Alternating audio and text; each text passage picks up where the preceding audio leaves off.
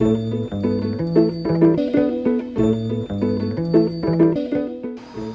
is a project that shares the art and skills of photography with people who are living in, generally adults who are living in poverty, most who've experienced homelessness.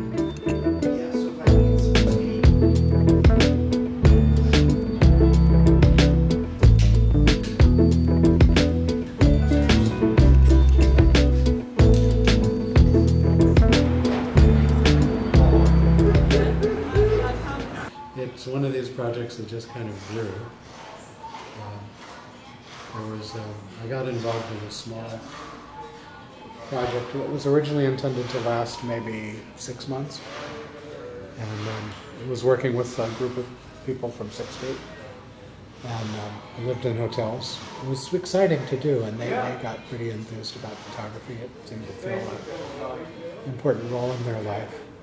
So we're doing one called Tenderloin Portraits, where we're photographing in a space called the Tenderloin National Forest, which is like a little art park. And so we set up in the forest, which is like a reconverted alley that's been turned into a kind of park. And people can come in and get their photographs.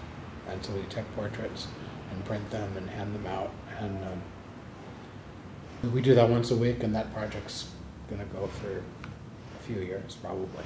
This had been a alleyway that had been pretty much a waste space used for drugs, prostitution, basically used as a restroom.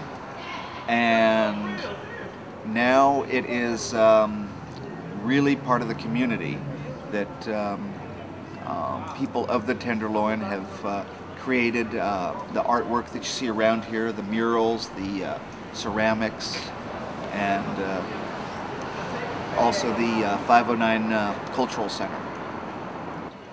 It's a great way to reach out and to encourage people who are homeless on both sides of the camera, that either as a portrait subject or as a photographer, that they can come in and learn something at absolutely no cost. It's almost a responsibility, I feel, that we have to give back to others whatever talents and gifts that we have, that we should share them. So the photo project is not only, people can learn photography, but they get photographs. And they get a kind of, community arts project that's, resonating in that neighborhood. The other kind of projects that are done is just whatever any individual wants to do.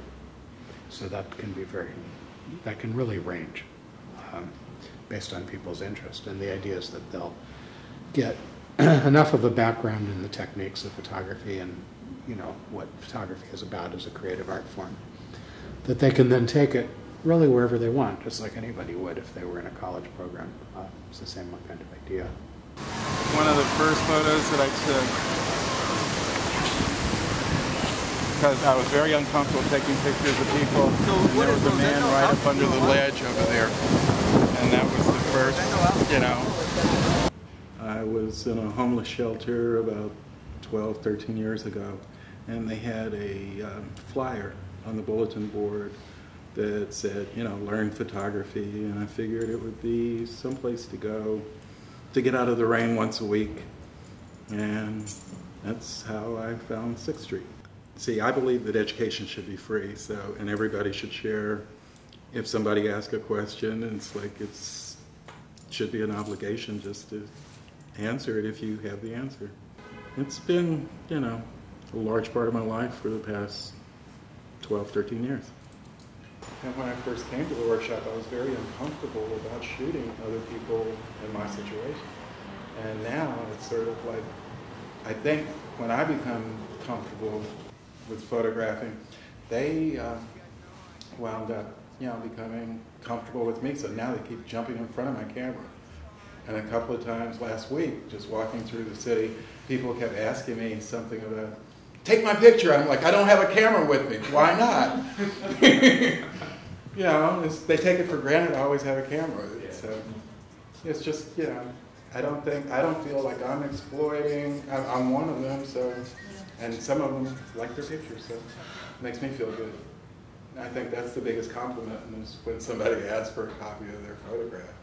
After about 6 months or a year, I stopped saying, "Can I take your picture?" I started holding up the camera and just raising my eyes, and some people would go, "Whatever."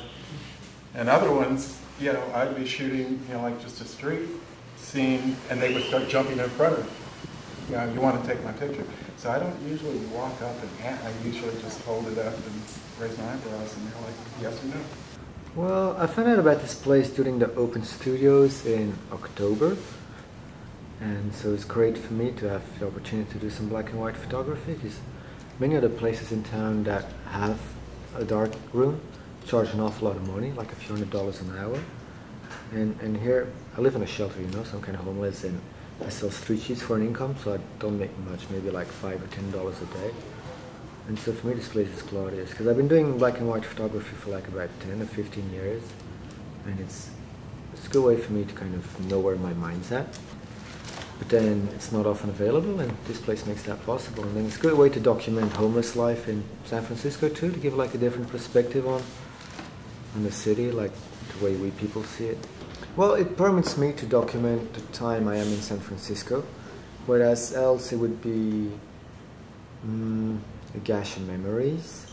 Now actually those memories would get a support, and then I notice after a couple of years, sometimes you just pick up the view of something, and the memory is like fresh in your mind, but without something to trigger it, it probably wouldn't have appeared. It's just a way for me to create my own history or story, something like that. Yeah.